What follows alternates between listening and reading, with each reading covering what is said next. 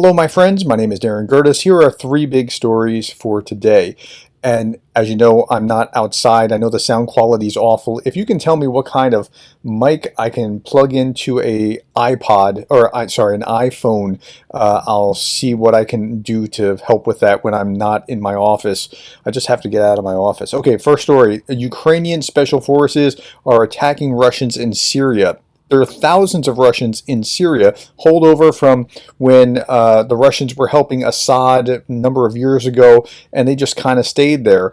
The Russians are also recruiting mercenaries there, so this is the reason that the Ukrainians are fighting there rather than just in Ukraine. And the Russians have done the same thing in Africa. They've been in Africa and have been trying to use these populations, Africa, Syria, to both pull mercenaries and resources. Okay, big story number two. Zelensky was in Singapore and now he went to the Philippines.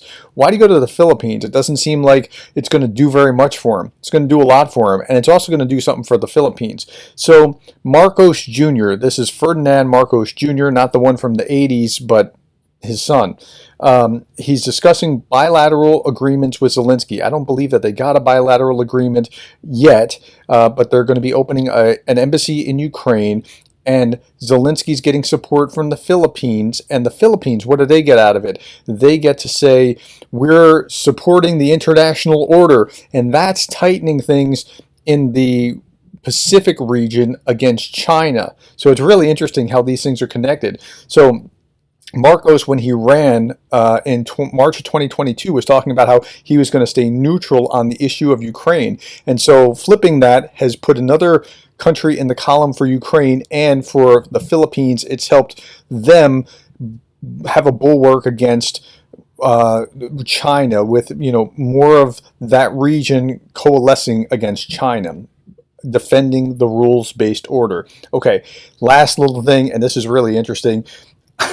So before a UFC tournament, Trump is meeting with one of the fighters, and he's promising that he's going to bring an end to the war in Gaza. I'm scratching my head here. Wait, most Republicans support Israel, just like many Democrats support the Palestinians. Like, there is a big divide on that.